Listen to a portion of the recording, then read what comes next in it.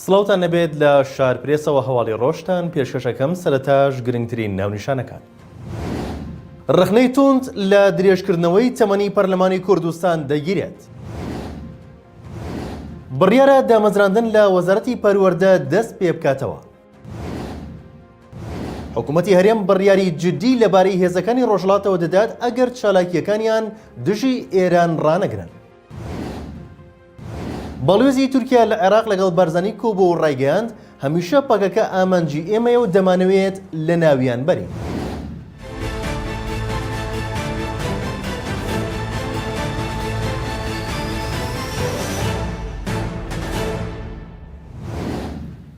بە زۆرینەی دەنگی ئەندامانی پەرلەمانی کوردستان تەمەنی ئەم خولەی پەرلەمان تاوەکو کۆتایی وەرزی دانانی خولی پاییزە درێژکرایەوە. ئەمڕۆ یەکشەممە پەرلەمانی کوردستان بۆ دەنگدان لەسەر پێشنیازە یاسایی درێژکردنەوەی تەمەنی خۆی کۆبووە کە لەلایەن فراکسیۆنەکانی پارتی و یەکەتی و گۆڕانەوە پشتگیری دەکرا. ڕێواز فایق سەرۆکی پەرلەمانی کوردستان دوای دەنگدان بۆ پەسەندکردنی پرۆژەکە وتی بە دەنگی 8 ئەندامی پەرلەمان پرۆژە یاساکە پەسەند کرا. ئەو پرۆژە یاسایە ناڕەزایی زۆری بەدوای خۆی داهێنا و فراکسیۆنەکانی کۆمەڵ و یەکگرت و سربەخۆکان و چەند پەرلەمانتارێکی دیکە بایکۆتی دانیشتنی ئەمڕۆی پەرلەمانیان کرد. فراکسیۆن و پەرلەمانتارە ناڕەزیەکان جەخت لەوە دەکەنەوە درێژکردنەوەی تەمەنی پەرلەمان نایاساییە و پێویستە هەڵبژاردن ئەنجام بدرێت.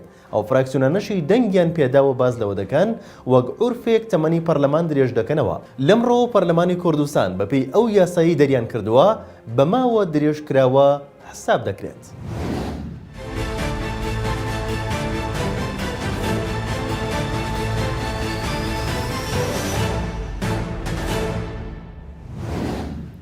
ئەدهەم بارزانی نیگەرانی خۆی لە درێژکردنەوەی تەمەنی پەرلەمانی کوردستان ڕادەگەیەنێت و دەڵێت لە پێش چاوی تەواوی جەماوەری کوردستان و بە ئاشکرا و بە ناوی شەرعیەتدان دوور لە هەر پرەنسیپێکی پەرلەمانی تەمەنی خۆی بۆ زیاتر لە ساڵێک درێژکردەوە. ئەدام بارزانی ئەندامی پێشووی سەکردایەتی پارتی کە ئێستا لە پارتی و ماڵی بارزانی نیگەرانە لە پەیامێکدا کە وێنەیەکی بەتایبەت بۆ شارپرێز نێدراوە لەبارەی درێژکردنەوەی تەمەنی پەرلەمانی کوردستان ڕایگەیاند. زۆر بەداخەوە لە دۆخێکی وەک ئەمڕۆدا پەرلەمانی کوردستان لەبری ئەوەی لە خەمی سەلامەتی و بژێوی خەڵکدا بێت لە پێشچاوی تەواوی جەماوەری کوردستان و بە ئاشکرا و بە ناوی شەرعیەتدان دوور لە هەر پرەنسیپێک پەرلەمان تەمەنی خۆی بۆ زیاتر لە ساڵێک درێژکردەوە. ڕاشی گەیاند ئەمڕۆ بۆ چەندەمین جار ئەم کارە نامۆیەیان لە دیموکراسیەتدا دووبارە کردەوە بێگوێدانە بەهاکانی کاری پەرلەمانی نمونەیەکی ناشتینیان نیشانی جەماوەر و دنیاشدا.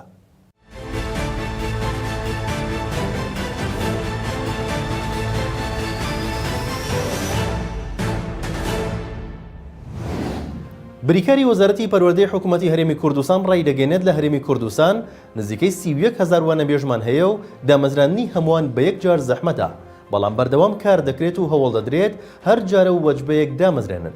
دکتۆر سەیوان فەرەج بریکاری وەزارەتی پەروەردەی حکوومەتی هەرێمی کوردستان ڕایگەیاند ئێمە بۆ ئەم ساڵ پەرتووکی پێویستمان چاپ کردووە و ئامادەی و ڕەنگە لە ڕووی تەکنیکی و گەیاندنەوە ئەگەر کێشەیەک هەبێت. هەروەها ئەو گۆڕانکاریانی پێویست بوون ئەوانیش کراون و کێشەی پەرتووکمان نییە و ئەگەر هەبێت کێشەی تەکنیکیە، بەڵام تا ئێستا ئێمەیان لێ ئاگادار نەکردوتەوە کە کێشە هەبێت.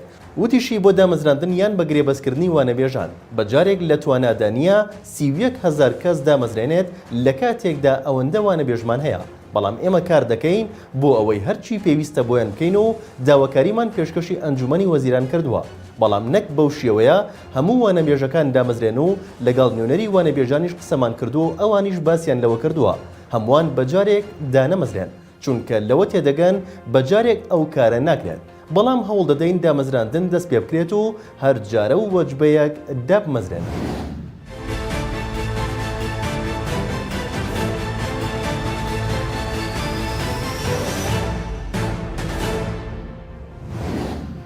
نوێنەری حکوومەتی هەرێمی کوردستان لە تاران ڕای دەگەێنێت ئەم جارە بڕیاری جدی دەدەن لەسەر حیزبەکانی ڕۆژهەڵات لە ناو خاکی هەرێمدا و قەڵاکانیان چۆڵ دەکرێت. نازم دەباخ نوێنەری حکوومەتی هەرێمی کوردستان لە تاران لە چاوپێکەوتنێکیدا لەگەڵ ئاژەنسی هەواڵی ئێرنا ڕایگەیاند جێگەی قبوڵ نییە کە لایەن ئۆپۆزیسیۆنە کوردەکان حیزبەکانی ڕۆژهەڵاتی کوردستان نیگەرانی بۆ ئێران دروست بکەن و ئەگەر چالاکی چەکداری بەردەوام بێت ئەوە ئەم جارە ڕێوشۆنی جدی دەگرینە بەر. دەژڵێت 3 مانگ لەمەوبەر و جارێکی تر نزیکەی 20 ڕۆژ لەمەوبەر لیژنەی ئەمنی هاوبەش لە هەولێر و تەرەن کۆبوونەوە و تێیدا بڕیار لەسەر پتەوکردنی ئاسایشی سنوورەکە درا و تاکید کرایەوە کە نابێت گروپە چەکدارە کوردیەکانی ئێران چالاکی چەکداری یان ڕێکخراوەی بکەن. نوێنەری حکوومەتی هەرێم ئاماژەی بەوەش کردووە لە کۆبوونەوەی کۆنسوڵگەریە هاوبەشەکانی کۆماری ئیسلامی ئێرانەوە و سەرۆکی حکوومەتی هەرێمی کوردستان گفتوگۆی باش کراوە و تاکید کرایەوە کە پێویستە بارگای لایەنە کوردیەکان لە خاکی هەرێم چۆڵ بکرێت کە چاوەڕوانی جێبەجێکردنی ئەو بڕیارە دەکەین. هەر لە دیداری ئاژانسەکەدا نازم دەباق ئاشکرای کردووە ئەگەر لایەنە کوردیەکانی ئێران پابند نەبن بە ڕێکەوتنەکان و هۆشداریەکان سەبارەت بە دوورکەوتنەوە لە چالاکی و چەکداری دژی ئێران ئەوە حکوومەتی هەرێم ئەم جارەیان بڕیاری جدیان لەسەر دەدات.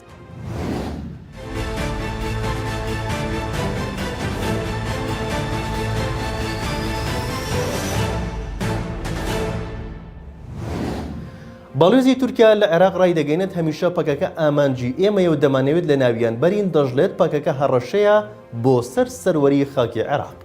ئەمڕۆ عەلی ڕەزا گونەی باڵێزی تورکیا لە عێراق لە میانی کۆنگرەیەکی ڕۆژنەمەوانیدا باسی هۆکارەکانی هەرشی وڵاتەکەی بۆ سەر خاکی هەرێمی کوردستان کرد و ڕایگەیاند پارتی کرێکارانی کوردستان پەکەکە هەڕەشەیە بۆ سەروەری خاکی عێراق بۆیە ئێمە ئەندامەکانیان بە ئامانج دەگرین و دەمانەوێت لە ناویان بەرین. باڵێزی تورکیا لە عێراق ئەوەشی خستە ڕوو ئێمە بە هەموو شێوەیەک ڕێز لە سەروەری خاکی عێراق دەگرین و پاراستنی سەروەری خاکی عێراق بە ئەرکی خۆمان دەزانین. بە وتەی باڵێزی تورکیا لە عێراق سەقامگیری عێراق بۆ تورکیا زۆر گرنگە بە ئەندازەی سەقامگیری خودی تورکیا بۆ خۆی. ئەمە لە کاتێکدا هەر ئەمڕۆ لە سەلاحەدین مەسعود بارزانی سەرۆکی پارتی دیموکراتی کوردستان پێشواسی لە عەلی ڕەزا گونەی باڵێزی تورکیا لە عێراق کرد و پەیوەندیەکانی نێوان هەرێمی کوردستان و تورکیا تەوەرێکی گرنگی ئەو دیدارە بوو جەخت لە پەرەپێدان و توندوتۆڵکردنی پەیوەندیەکانی هەردوو لا کراوەتەوە. لە شارپرێسەوە هەواڵی ڕۆژتان پێشکەشکرا شاد و بەختەوە.